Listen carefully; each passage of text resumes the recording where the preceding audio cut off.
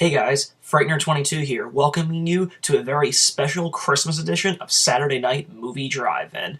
Obviously, now that today is Christmas, I figured what better time to bust out one of the greatest holiday slasher classics ever. So tonight we're going to be taking a look at Bob Clark's 1974 classic, Black Christmas.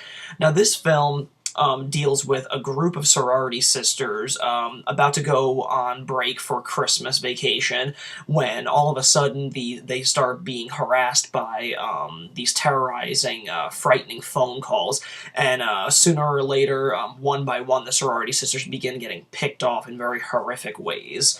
Now, the most notable faces found in the cast of this film are, of course, Margot Kidder and John Saxon. Margot Kidder, of course, is no stranger to genre fans. She played Lois Lane in the Superman films, as well as 1979's The Amityville Horror. And of course, John Saxon just has a body of work that is practically endless within the field. I mean, he's worked with Bruce Lee, and of course he's known to many horror fans for not only acting in Black Christmas, but playing Lieutenant Thompson in A Nightmare on Elm Street. Now, this film is just incredible. I mean, it's one of those films where I haven't watched it in such a long time, so viewing it and busting it out for the sake of this review is really, it's like a wonderful refresher to just kind of remind you just how great and, well-made this slasher really is. Now, I did mention that this film was actually released in 1974, and it was shot in Canada, actually. But, this is actually the second layer after, of course, Psycho, where we're beginning to see, this film, and of course 4 years later in '78 with John Carpenter's Halloween. It's Black Christmas and Halloween that would kind of begin that second coating of what would become like the big slasher boom of the 1980s. But of course, a lot of people, a lot of casual filmgoers just kind of view Halloween and the classic that is as being the real kickoff of what jump-started the whole slasher craze in the 80s.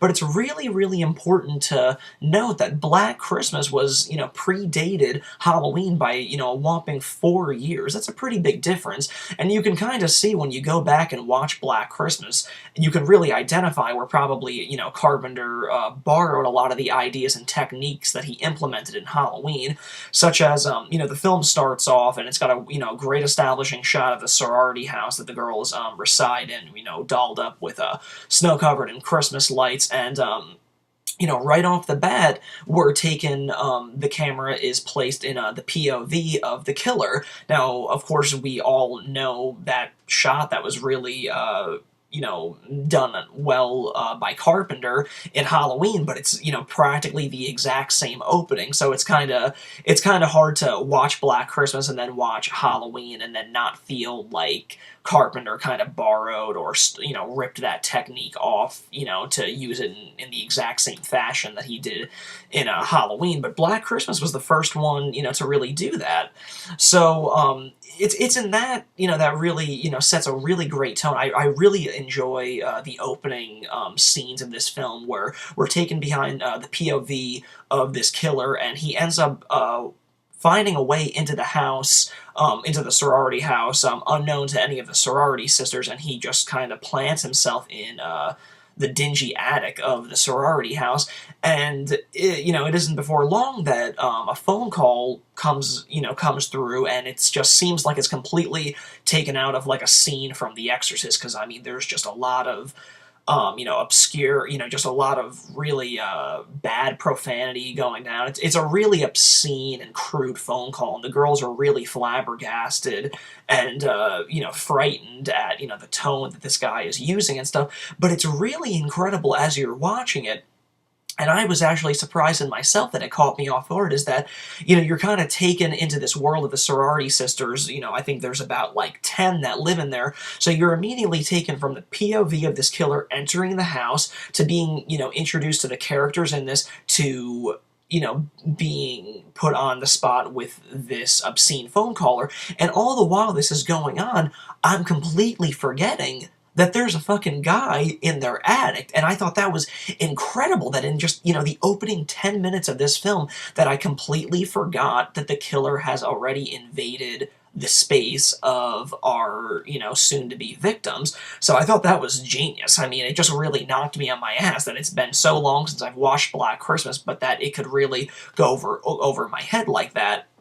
Now, another thing that I really, really need to, just kind of bow my feet down, bow myself at Black Christmas for is, just the sheer sense of unpredictability in this film. I mean, we don't watch slasher films because they're, necessarily the most original films in the world. We like them because they offer certain things that we enjoy seeing in these things, boobs, blood, and, just overall carnage altogether.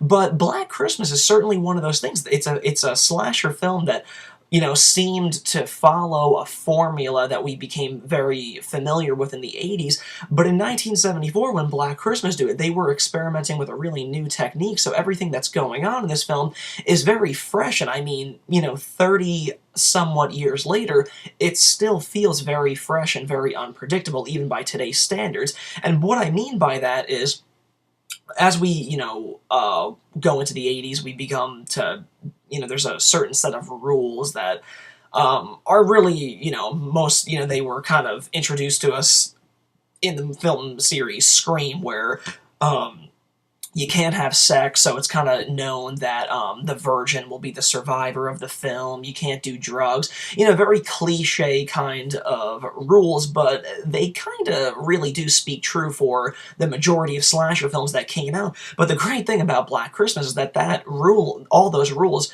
really go out the window for this film because it gets completely turned on its ass, because if you kind of use that, oh, the virgin rules, the first fucking scene, your first victim is a virgin, and she gets killed, not by a stabbing, but by suffocation of a bag, which is unbelievably classic. I mean, it's so cool and it's so unexpected, but that is the greatest thing I think about this film is right there, is that people don't really know what they're getting themselves in for with Black Christmas. They just think that it's going to be a very by-the-book slasher type pick, and they're going to know every twist and turn of this, but it's that opening shot of the killer, invading their house, the obscene phone caller, and then having the virgin of the house getting knocked off right in, the opening scene, which is great. And, of all things, suffocation by a bag, not even a knife or like a bat or an axe, but like a bag. I mean, you can't imagine a more brutal and, devastating way to go out, because you're just kind of, trying to fight for your last breath and trying to fight off this killer, but no luck. So, over the course of the film, of course, one by one, the sorority sisters continue to get knocked off, but another interesting thing to note is that this is not a film that's really heavy on the gore. It really, uses the less is more technique, another technique that was heavily used by Carpenter at Halloween. Now, of course, there are bits of where you do see your fair share of blood and knife, and neck slits and whatnot, but overall, it's a lot of less is more. The camera shies away and leaves a lot to the imagination of the viewer, which, of course, in my opinion, always makes it a hell of a lot more scarier when you're watching these types of films. So it's really great, but one particular death scene that I have to comment on, because it's my favorite in the whole movie, is Margot Kidder's. Now, Margot Kidder's character is kind of like the house alcoholic. So as you're watching this, I mean, a half hour goes by, 45 minutes, 55 minutes, and the whole time I'm kind of surprised as to how this, this drunk floozy of the house hasn't been knocked off sooner, but that's just another thing in this film that kind of, knocked you on your ass and made you second guess that, like, this is not a typical slasher that's playing by the rules that we became so familiar with in the 80s. So it isn't until like around like the 1 hour mark that Margot Kidder is finally killed by the killer, and she's in her bedroom sleeping, and she has like an array of glass figures, and the killer takes this glass unicorn and just begins stabbing away at her with like the horn of the unicorn, and it's interwoven with children carolers at the front door, where the main character Jess is outside listening to them. So with every stab and every gasp that Margot Kidder is getting out, it's interwoven with this really innocent singing of Christmas children carolers, which is awesome. I love everything about that murder scene. I like the way it's shot, I like the way it's lit, and I just love that interweaving of the carolers and the murder happening. It's very, very less is more, and it just makes it one of the scariest murders in the whole movie. Like I said, another notable cast member in this is, of course, John Saxon, who, of course, would go on to many, many other prolific things in his career, such as A Nightmare on Elm Street, but in Black Christmas he is yet again playing the lieutenant of the movie that all the girls go to try and get help in putting an end to this obscene caller and stuff. But another really cool thing about this film that I really admire is that as they report, the disappearance of Claire, who is she's the first victim in the film, the Virgin, that I mentioned earlier. They report that she's been missing, and they don't really take it too seriously, but then it becomes aware that in the town that they're residing in, a child has been murdered. It's not really clear if it's related to the killer that's offing the sorority girls, but it seems very unlikely, but that the murder of the child begins to put the disappearance of the sorority sister on, very low on the priority list of, the cops. So it really, really ups, the ante and, just the overall, energy of the film, because you're just so much more worried for the characters in this, because the cops are so much more preoccupied on finding the killer of, this little child. So I think that that's cool, is that it really offsets the real danger that, us as the audience are invested in, and not this random child. So I think that's a really, really great technique, and probably the best thing about this is that it's really left up to the viewer. It's that, as much as the main character, Jess, who is the lone survivor, I personally found her to be kind of bitchy, but that's just me. She finally, gets to the end and comes to the realization, or so she thinks, that her boyfriend is the killer, and she inadvertently offs him.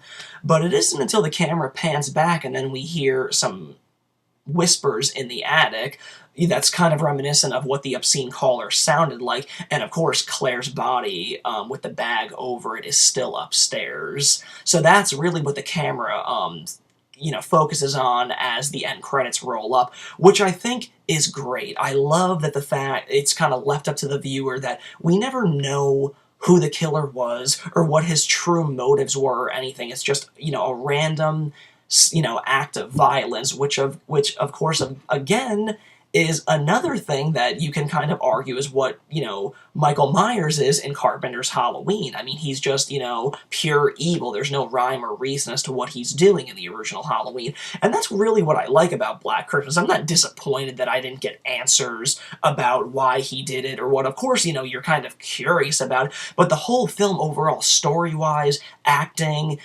violence, it's all there, and it just, plays like a really awesome slasher classic that's, totally earned that type of, that whole type of name in itself. So I just love everything that Black Christmas has to offer, and I can't imagine any other horror fan, disagreeing on that. Of course, the only downside about this is that the director, Bob Clark, was tragically killed a few years ago in a fatal car crash along with his son. But, it's films like Black Christmas, as well as Porky's, and of course his other Christmas classic, A Christmas Story, which runs 24 hours a day, every Christmas, that, Bob Clark's legacy continues to live on still to this day. So, of course, keeping up with the Christmas spirit, as you're, after you guys are done unwrapping your gifts, warm up near the Yule log and get a little tipsy off some eggnog and pop in this 1974 Christmas classic, because you cannot have your Christmas presents and your eggnog without a little bit of blood. So be sure to watch Black Christmas this holiday season. As always, guys, thanks again for tuning in to Saturday Night Movie Drive-In, and I'll catch you next time. This has been Frightener22.